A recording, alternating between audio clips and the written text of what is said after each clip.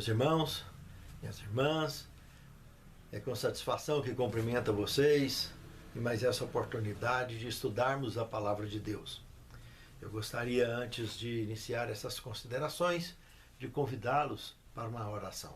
Senhor Deus, muito obrigado, Senhor, por este momento tão oportuno de estudarmos a Tua Palavra, buscando sustento para a nossa fé. Perdoe nossos pecados, nossas faltas e conduza-nos, Senhor, nos Teus caminhos, onde possamos, pela Tua graça, cumprir com a Tua missão que Tu tem confiado a cada um de nós individualmente e principalmente a nós como igreja também. Santifica-nos na Tua Palavra, porque a Tua Palavra é a verdade. Guia os nossos passos durante o estudo e durante a pregação, para que possamos, pela Tua graça, andar nos Teus caminhos conforme Tu tens nos conduzido. É o que te pedimos, agradecidos em nome de Jesus. Amém, Senhor. O poder da oração intercessória, um tema muito interessante que analisaremos hoje. Temos Tiago capítulo 5, verso 16, como sendo o texto principal dos temas analisados nesta semana. Confessai, pois, os vossos pecados uns aos outros, e orai uns pelos outros, para serdes curados. Muito pode, por sua eficácia, a súplica do justo. Irmãos, é no mínimo muito intrigante as informações contidas aqui nestes aconselhamentos que o Senhor nos dá através de Tiago. Em primeiro lugar, a questão de confessar nossos pecados uns para com os outros. A ideia que a palavra nos apresenta aqui não é em si que devamos tornar nossa vida íntima que temos com Deus e na sobrevivência do planeta como se fosse um livro aberto, exposto a qualquer um, e pessoas tão fragilizadas quanto nós, pecadores quanto nós, em poder de informações de nossas debilidades e fraquezas, possam ainda em mãos erradas ou em situações erradas, que o pecador sempre se encontra, nos colocar verdadeiramente em perigo, numa situação de risco emocional, de risco espiritual e até mesmo de risco material, dentre outras formas de risco no relacionamento, no meio em que vivemos. Afinal de contas, somos todos mortais e pecadores. Mas o que a palavra nos está dizendo aqui, essa ideia de confessar os pecados uns para os outros, é justamente em momentos muito oportunos, onde Deus nos dirige com sabedoria, no momento de um determinado relacionamento, seja com um amigo, com um irmão de fé, nós dividirmos situações motivadoras para com eles, mostrando que comigo também já aconteceu assim, assado, etc. E graças a Deus eu venci assim, assim, assim. Então isso é uma forma de revezar os nossos fardos uns com os outros, trocar de fardos momentaneamente e podermos assim promover um determinado alívio na nossa jornada, motivando os nossos companheiros de jornada nessa grande missão. E o segundo ponto que ele apresenta aqui é a oração mútua, orar uns pelos outros.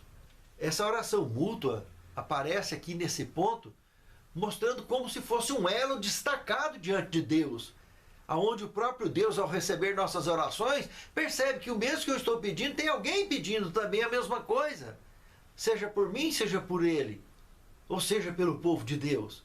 Essa revelação apresenta que existe sim uma influência muito grande diante da avaliação divina desses pedidos de oração, quando se percebe essa mutualidade, essa confraternização, essa união espiritual entre o povo de Deus, de estar havendo um pedido comum feito por todos, feito por várias pessoas, ou quem sabe por várias igrejas.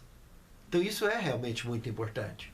E como finaliza esse verso aqui, que a oração do justo tem muito peso, realmente, irmão, pessoas que procuram andar em justiça, que procuram diante de Deus e diante dos homens serem pessoas justas, isso tem um peso muito importante, de fato. Mas um ponto que precisa ser esclarecido aqui também é que aparece uma entonação curiosa, intrigante, que dá a entender que fazendo tudo isso seria para serdes curados. Veja bem, essa questão da cura dentro da Bíblia, esse momento aqui, essa oração comunitária, etc., essa comunhão congregacional, ou mesmo entre irmãos, que promove cura. Sobre essa questão da cura na palavra de Deus, nós conhecemos na Bíblia Sagrada, lá no livro de Joel, no capítulo 2, do verso 23 ao 32, se analisarmos esse tema aí todo, o profeta Joel ali apresenta a ideia de que o Espírito Santo na terra, ele faz uma ilustração com chuvas, tanto temporã quanto serôdia.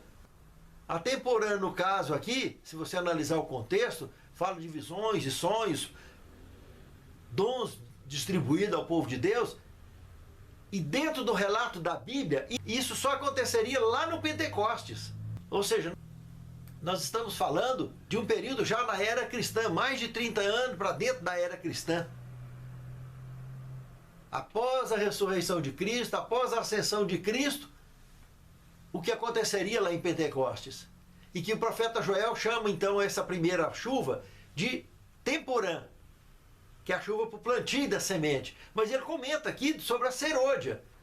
E no fechamento do texto escrito pelo profeta Joel para nós, podemos perceber que a última fase, ou seja, a serôdia, aconteceria justamente no desfecho do conflito, que é justamente o período que nós estamos vivendo hoje. Então essa chuva serôdia que nós aguardamos, que é o derramamento do Espírito Santo de forma para colher, ele vai acontecer em pleno desfecho do conflito, ou seja, debaixo de perseguição. Não vai ser de outra forma. A temporã caiu debaixo de perseguição, os apóstolos estavam sendo perseguidos e seriam severamente perseguidos dali para frente. E como conhecemos a história, tanto dos judeus perseguindo os cristãos durante os primeiros 100 anos da era cristã, quanto o Império Romano do ano 100 ao ano 323, quanto o sistema católico tradicional, conhecido então por período da Inquisição, ou supremacia papal, período de 1260 anos que aconteceria entre o ano 538 ao ano de 1798 da era cristã, como que nós vivemos hoje. Nós estamos vivendo diante de um período, por exemplo, que desde 2018 as igrejas têm sido dinamitadas. Lá na China, igrejas cristãs têm sido jogadas no chão pelo governo comunista radical daquela região. Lá na Índia, tem quanto tempo que cristãos têm sido mortos, espancados, queimados vivos, e outras regiões onde o terrorismo muçulmano radical também tem decapitado cristãos. Jamais podemos nos esquecer que cerca de 70% do planeta Terra é pagão. 30% é cristão, e nesses 30% cristão do planeta Terra, a metade acaba se envolvendo, direto ou indiretamente, com os sistemas comunistas internacionais, votando em partidos de esquerda. Não que política direita, política esquerda vai resolver alguma coisa, presidente de esquerda ou de direita vai resolver alguma coisa. Quem vai resolver nosso problemas é Cristo. Mas a ideologia do comunismo é ideologia de gênero, é ideologia de ateísmo, é ideologia de perseguição, de radicalismo. Não é ideologia do mundo democrático. É ideologia de um mundo radical, terrorista, infelizmente, com fachadas bonitas, mas com a ideologia perdida. Isso não tem como esconder disso, fugir disso, é tapar sol com a peneira. Então, quando nós compartilhamos ou apoiamos movimentos de linha comunista, é isso que acontece. Estamos votando no dragão. Estamos fazendo parte, sendo incluídos no contexto do dragão, que é representado pelo paganismo. E tem um demônio especial para cuidar deles. São 3 demônios que Apocalipse 16 nos apresenta, que vi sair da boca do dragão, da besta e do falso profeta, 3 espíritos imundos semelhantes a rã. Então tem um demônio muito violento que trabalha para manter esses 70% sobre a face da terra e tentar destruiu os outros 30, que sobrou de mundo cristão. Os outros 2 demônios, da boca da besta, representando então o catolicismo, e da boca do falso profeta, os protestantes apostatados. Ou seja, que não aceita a Bíblia, que não aceita a lei de Deus. Porque Isaías 8,20 fala, a lei é o testemunho. Se não falar segundo essa palavra, nunca verá uma alva. E 1 João 2, 3, 4 e 7 também fala, aquele que diz que conhece a Deus e não guarda seus mandamentos é um mentiroso, e com ele não está a verdade. Não vos dou mandamento novo, mas o mandamento antigo que desde o princípio tiveste. Então é claro, as escrituras sagradas, não foi eu que escrevi, está escrito aí. A lei não salva, nós somos salvos pela graça, mas se me amares, guardareis os meus mandamentos. Então é algo muito claro.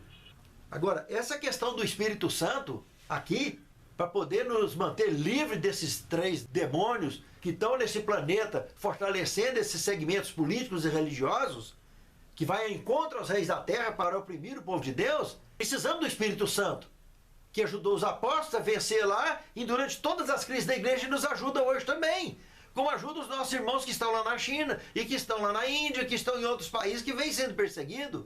A igreja hoje ainda está sofrendo praticamente uma falência internacional. O mundo cristão está todo fechado praticamente. A maneira com que estão abertas as igrejas no mundo inteiro hoje, onde pessoas acima de 60 anos não podem ir na igreja, criança não pode, o que a gente vai esperar da próxima geração de crentes? É só apostasia, irmãos. Então nós precisamos ficar atentos com isso, porque o dragão tem mostrado as suas unhas. O assolador tem mostrado as suas unhas, nós temos que tomar providência urgente, no sentido de renovarmos a nossa fé e principalmente ficarmos atentos para que possamos, tão logo tenhamos condições, de estarmos habitando nos campos, onde poderemos quebrar esse elo maldito de perseguição que está acontecendo, com tentáculos invisíveis, que está afogando a fé cristã. Porque se nós não comungarmos, não batizarmos, não tomarmos santa ceia, não estarmos juntos uns com os outros, orando, etc., como receberemos a chuva serôdia? Então o que Tiago está dizendo aqui, para sermos curados, fazendo todas essas coisas hoje, agora, ele está mencionando justamente o período da entre-safra da grande seara. O período do plantio foi a chuva temporal, o Espírito Santo desceu e vocês viram os poderes apresentados lá. Inclusive o dom de cura. Agora, depois daquele período, então nós estamos aqui no período de entre-safra, antes de cair a serôdia. Mas a serôdia está para cair. E aqui aparece justamente a oração intercessória, justamente por isso, para que Deus possa mandar mais ceifeiros, porque os ceifeiros são poucos. O problema não está na seara, está nos ceifeiros. Poucos estão se envolvendo na pregação do Evangelho. E agora com essa perseguição sufocando a igreja cristã sobre a face da terra, a tendência é para tentar matar e enforcar a fé cristã. E o que vai surgir daqui dentro de algum tempo? Se isso continuar por mais tempo? Qual é a segurança que temos que o mundo vai voltar a ser do jeito que era antes? Qual é a certeza que você tem de fato se essa não vai encabeçar no desfecho do conflito? Qual é a segurança que temos que essa crise não irá desembocar já na última grande crise? Eu não vejo outro caminho a não ser instalar agora a tecnologia 5G com a velocidade de internet emplacada de maneira eficiente e instantânea no planeta Terra seja plena. Antenas essas que causarão doenças para o povo também, por causa do seu alto índice de radioatividade, porque a antena do sistema 4G, elas são grandes, e uma antena cobre um bairro inteiro, dependendo do bairro. Na 5G vai ter que ter uma antena para cada 10, 12 casas.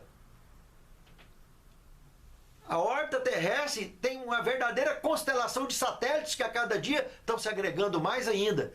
E vários países do mundo já estão se agregando a isso, como a China, Inglaterra, Alemanha, Estados Unidos, Canadá, já está completando o seu trabalho de instalação dessas antenas. Logo, logo, os grandes centros do planeta Terra, do mundo globalizado, estará também. E aí o que nós estaremos fazendo nas cidades quando instalar essa tecnologia? Expondo a nossa saúde para quê? Praticamente com ondas de micro-ondas abrindo em nossos peitos, atravessando o nosso corpo e atravessando paredes. O que nós vamos estar fazendo aqui? O que nós vamos ter que fazer aqui? A não ser se Deus mandar. Então eu particularmente, quando instalar essa tecnologia, eu vou estar morando lá na beira do lago, lá no condomínio, Vitrine do Lago, que eu tenho preparado lá para receber o povo de Deus, já há muitos anos. Pense que é muito sério. O período que nós estamos é da entre-safra. E nesse momento precisamos sim de orarmos juntos uns pelos outros para sermos curados. Porque esse dom da cura, de maneira plena e absoluta, vai acontecer debaixo de plena perseguição, que é a chuva serôdia. Aí sim, lá nós teremos poder de cura. E também anjos estarão encontrando conosco, como encontrou com Filipe, para levar ele ao eunuco e batizar o eunuco. Isso vai estar acontecendo normal. Aí Deus pega a gente lá na beira do lago, em qualquer outro lugar que tiver retirado, leva num grande centro e traz, arrebatado, e vamos resolver, vamos cumprir com a missão. É isso que a fé nos diz, é isso que a fé nos ensina.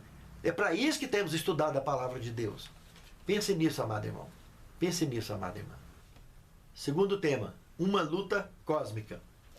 Irmãos, aqui nós temos 3 textos bíblicos para analisar, e o tempo da lição é pouco para analisar tanta coisa. Mas vamos tentar sintetizar o máximo para conseguirmos, dentro do tempo da lição, fecharmos isso aqui. O primeiro deles é Apocalipse 12, e para entendermos coerentemente, precisamos de ler do verso 7 ao verso 12. O ideal seria o capítulo todo, mas vamos tentar sintetizar aqui. Ali aparece, desde o verso 7 em diante, alguns personagens que nos dão a ideia do posicionamento histórico em que teria acontecido essa batalha aqui. Aparece, por exemplo, Arcanjo Miguel, aparece o diabo, aparece a serpente, dentro do contexto apocalíptico. E esse contexto junto, nós só temos eles encaixados justamente em Gênesis capítulo 3, onde esses 3 personagens aparecem ali também. Então é fácil de encaixar. Então, quando Satanás conseguiu fazer, através da serpente, os nossos primeiros pais caírem, aconteceu essa batalha. Justamente por causa do alinhamento desses personagens na história, na cronologia bíblica. E sabemos que o pecado de Adão aconteceu aproximadamente há 4.000 anos antes de Cristo. Esse foi o momento que aconteceu essa batalha. Arcanjo, príncipe, filho do Altíssimo. E Miguel, o que significa? Uma pergunta no hebraico. Quem é como nosso Deus? Então não resta para outro. Então arcanjo só existe um no universo, e é Miguel. Nós somos monoteístas e acreditamos na existência de um só Deus.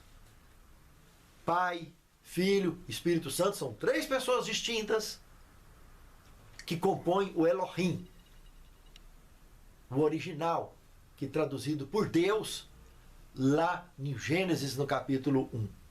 Elohim. No princípio formou Elohim os céus e a terra. Elohim é plural. Pai, Filho, Espírito Santo. Somos monoteístas porque acreditamos em um só Deus. Porque Cristo diz, quem vê o Pai vê a mim. E quem vê o Espírito Santo a mesma coisa. Então é uma família divina que trabalha numa unidade divina para com relação às suas criaturas em todo o universo. Então Miguel está ali, a serpente está ali no Gênesis e aparece aqui no Apocalipse. Então isso fundamenta a cronologia bíblica de quando aconteceu essa batalha. Houve então batalha no céu. Miguel e os seus anjos batalhavam contra o dragão e os seus anjos, mas não prevaleceu. Nem mais o seu lugar se achou nos céus, plural, hein? E foi precipitado o grande dragão, a antiga serpente, e Satanás. Foi lançado na terra e os seus anjos foram lançados com ele. Ouvi, pois, uma grande voz do céu que dizia: chegada está a salvação, a força e o reino do seu Cristo, porque já o acusador dos nossos irmãos foram derrubados, o qual os acusava de dia e de noite. Eles o venceram pelo sangue do Cordeiro, pela palavra do testemunho que deram, e não amaram as suas vidas até a morte. Pelo que alegrai-vos, vós os céus que neles habitais. Ficou livre do diabo, né?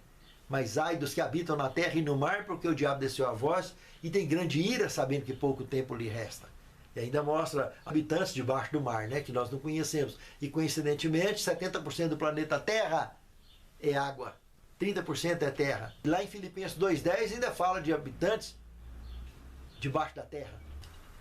Como Apocalipse capítulo 5, verso 13, menciona, o mesmo que lá no livro de Filipenses 2,10 está mencionando. debaixo da terra e debaixo do mar.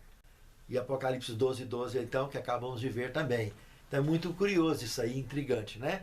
Pois é, mas tem seres que estão mais evoluídos do que nós, que tá ali. E se dobra o joelho, como dizem Filipenses, é gente boa. Tem gente boa também, mas tem gente ruim, tem tranqueira também. Mas no Escatologia 5 você aprofunda mais sobre esses temas bíblicos que religiosamente são polêmicos, mas biblicamente não tem polêmica. Na Bíblia não tem polêmica. Polêmica existe nas religiões. Nas Bíblias não tem polêmica. Se aceitarmos a palavra como ela é, não tem polêmica. Ela está revelada e tudo que está revelado foi para nós e nossos filhos. O que está encoberto é para Deus. O que está encoberto não está na Bíblia. Se está na Bíblia, está revelado. Não importa se alguém entendeu ou deixou de entender. Se não entendeu, tem que buscar entender. E ser um varão que manuseie bem a palavra de Deus. Esse é o soldado de Cristo, de fato. Que vai manusear bem. Para manusear bem, tem que entender ela. E como que vai entender ela se não quer aceitar determinados assuntos que está aqui dentro? Não é ponto de salvação, mas é importante. Porque sem entender esse assunto, como vai entender outros? Tem gente que se falar no termo ufologia bíblica, cai duro. Não consegue, espuma a boca. Não consegue abrir a mente para essa palavra, porque infelizmente a palavra ufologia no mundo comum parte para extremos completamente ridículos do ponto de vista teológico. Mas a Bíblia não, a Bíblia tem informações sensatas sobre esse assunto. E no Escatologia 5 nós aprofundamos bem sobre esse assunto. Então essa luta cósmica aqui apresentada, ela é real. Apesar das pessoas desse planeta que não está assistindo normalmente, a nossa raça, o descendente desse Adão e Eva que pecou, de não perceber esse conflito, ele está acontecendo de forma literal. Não é simbólica, não. A gente diz que é espiritual justamente porque a gente não vê. Está numa dimensão fora do alcance da nossa cultura, da nossa tecnologia. Mas está acontecendo. O tempo todo aconteceu. Existem guerras e batalhas. Afinal, nós vivemos na Via Láctea. É uma galáxia. Não chega nem a ser pequena e muito menos média. Uma galáxia relativa que existe no universo. Para cima aqui um pouco existe a Andrômeda, que é o dobro da nossa.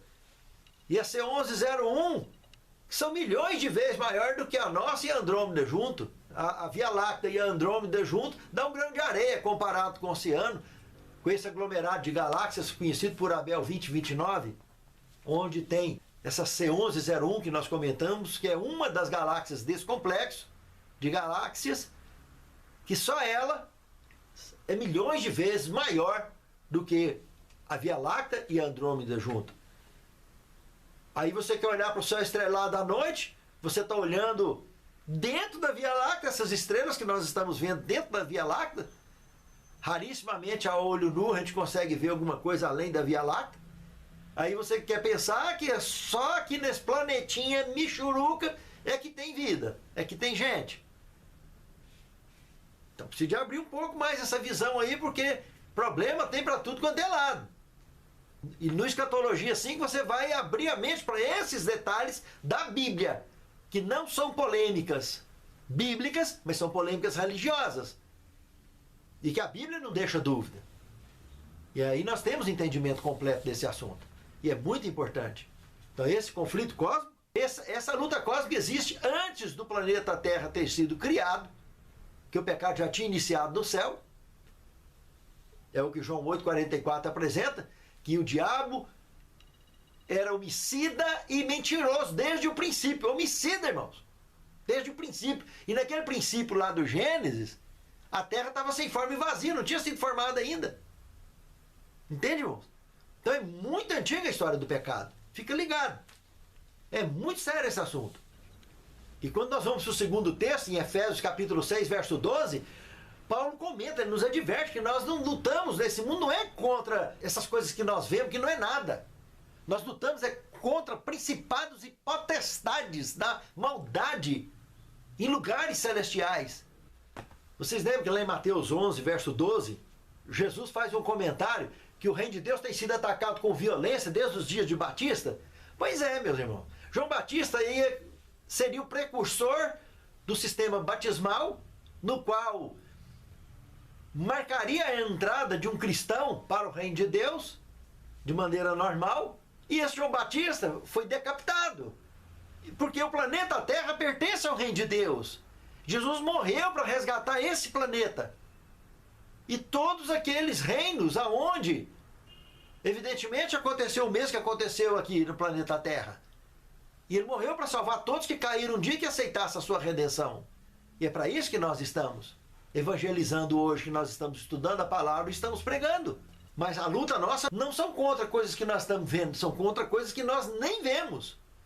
Mas só com Deus que podemos vencer. Por isso, a partir do verso 12, Paulo esclarece sobre a armadura do cristão que nós devemos utilizar justamente para proteger a nossa fé, a nossa mente e sermos verdadeiramente guerreiros habilidosos nesse grande conflito entre o bem e o mal. E 2 Coríntios capítulo 10, do verso 3 ao 5, também informações preciosas sobre essa questão, que nós temos acesso também, através dessa conexão com a divindade, a poderes especiais para vencermos com armas especiais a nossa participação dentro desse grande conflito. Inclusive, aqui está dizendo nesse contexto, analise isso aí, você vai observar que realmente nós temos acesso a poderes especiais, a condições especiais de vencermos essas batalhas.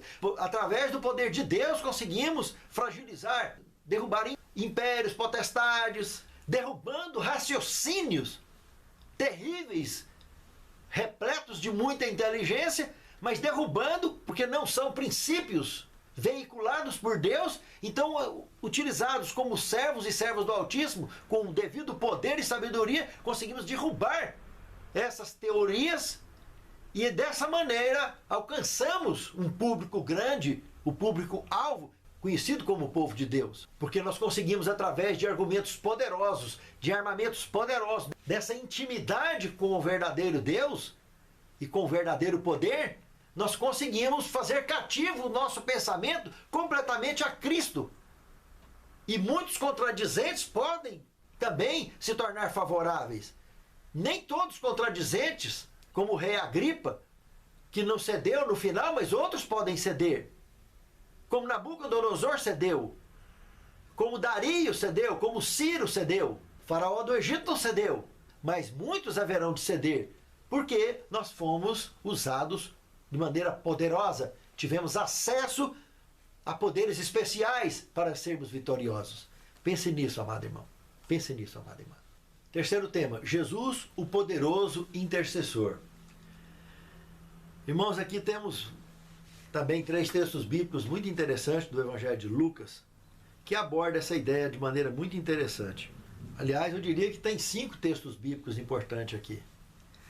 O primeiro deles, em Lucas 3:21, que mostra Jesus justamente durante a sua oração batismal, o céu abrindo. Olha a conexão, tanto que estava ali pertinho, na cara de todo mundo ali, abriu o céu. Deus está do nosso lado, às vezes a gente não percebe. Mas lá em Lucas 5:16, mostra que ele sempre se retirava para o deserto, em momentos bem íntimos, sozinho, em oração. Ele orava sem cessar. No capítulo 9, verso 18, já comenta um outro detalhe interessante, que de vez em quando ele pegava os apóstolos e convidava pessoas seletivas, convidadas especialmente para estar orando junto, em momentos especiais, coisa que nós poderíamos estar fazendo também constantemente. Alguns amigos especiais, convidar para fazer oração. Isso é muito interessante. Lucas também no capítulo 22, verso 31 a 34, tem aqui um momento também muito interessante. Poucas horas antes de Pedro traí-lo, Pedro foi avisado, foi advertido pelo próprio Filho de Deus. Pedro, o diabo tem tentado se andar com você e eu tenho intercedido por você, Pedro. E eu não deixei que isso acontecesse. Mas quando você converter, Pedro, você apacenta as minhas ovelhas. Cuida das minhas ovelhas. Assim que você se converter.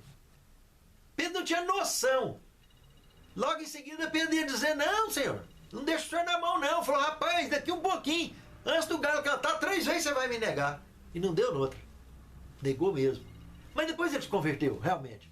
Arrependeu amargamente, se converteu e se tornou um grande homem na obra do Evangelho. Mas está aqui, do lado. Às vezes as coisas estão aí para nos informar, para nos mostrar, e a gente fica resistindo. E Deus só quer transformar o nosso coração, quer mudar a nossa vida, mudar a nossa mente, para que as nossas escolhas possam ser firmes e possam ser sábias.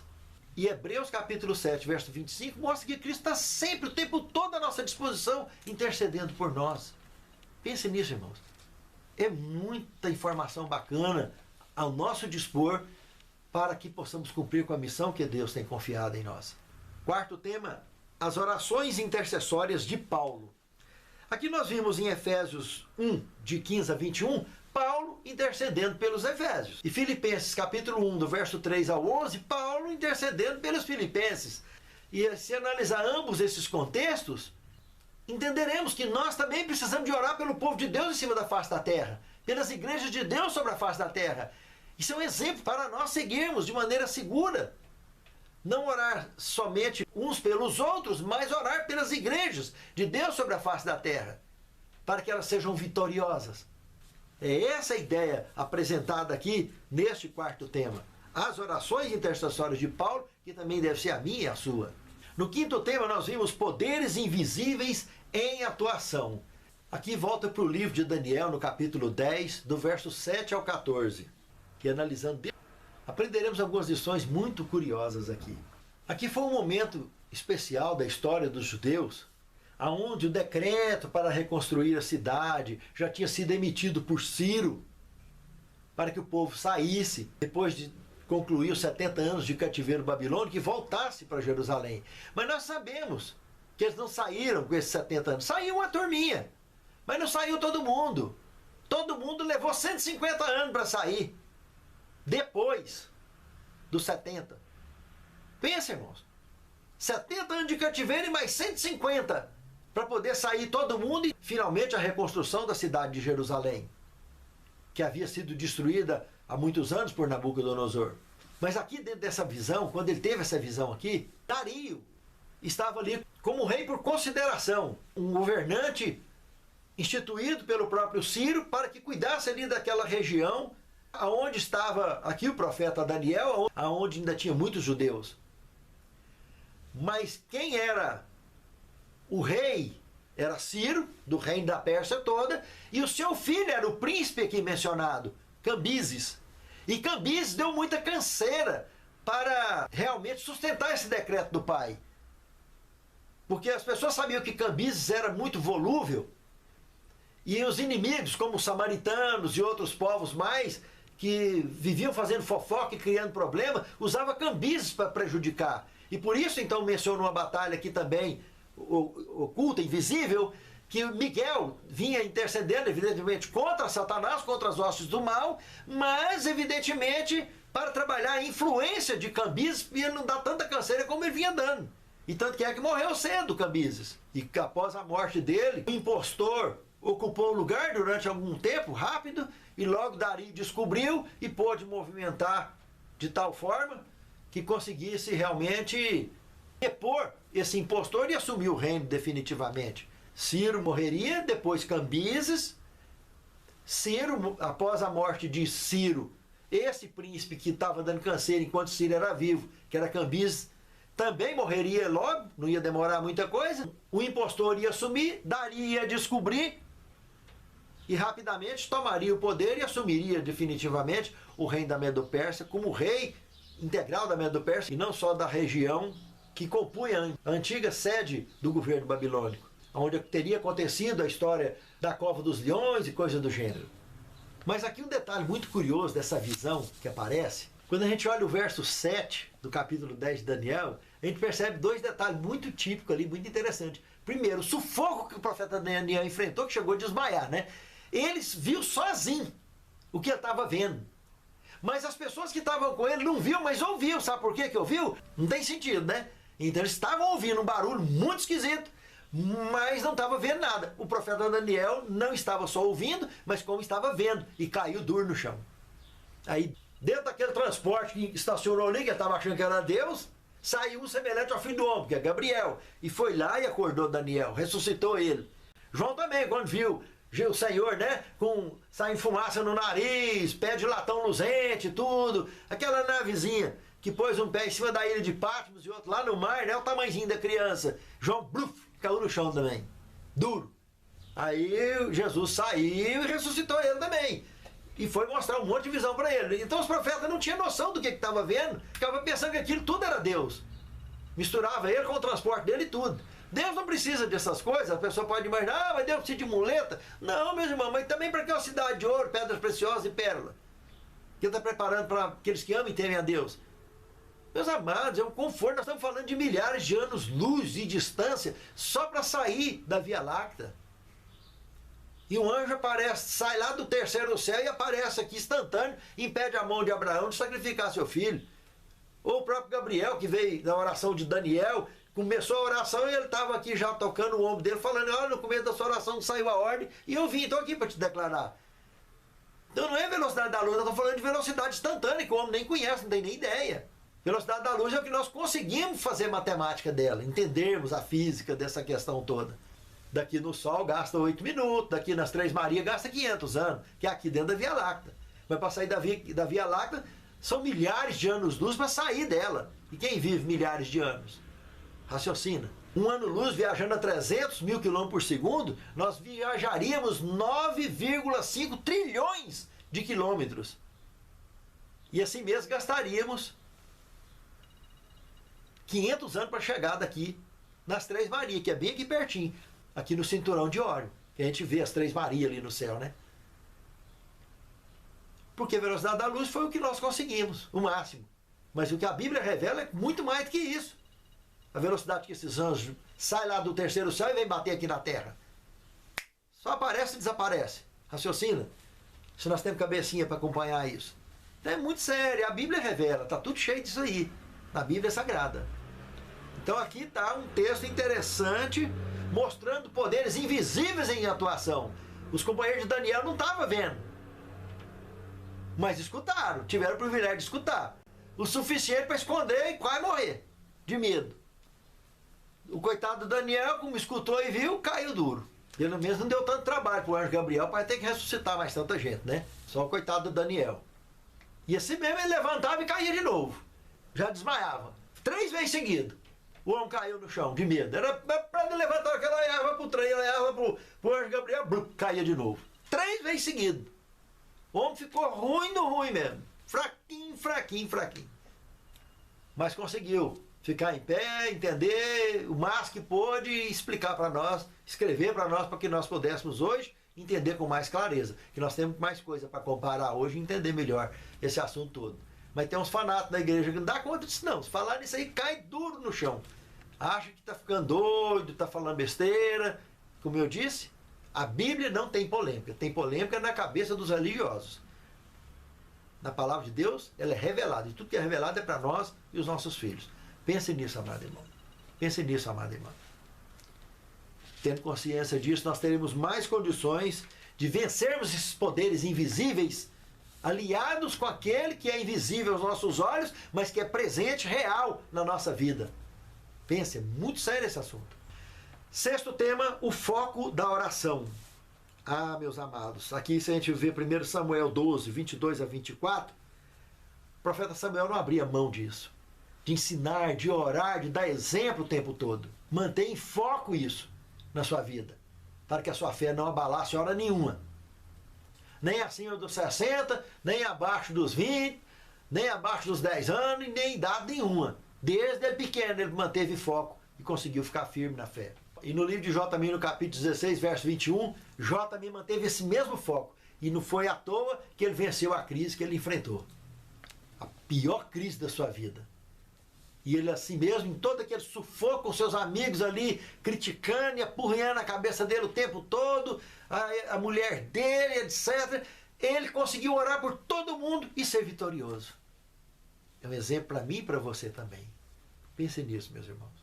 E o 7º tema, muita oração, muito poder. Olha o que está escrito aqui, em Mensagem Escolhida, volume 2, página 377.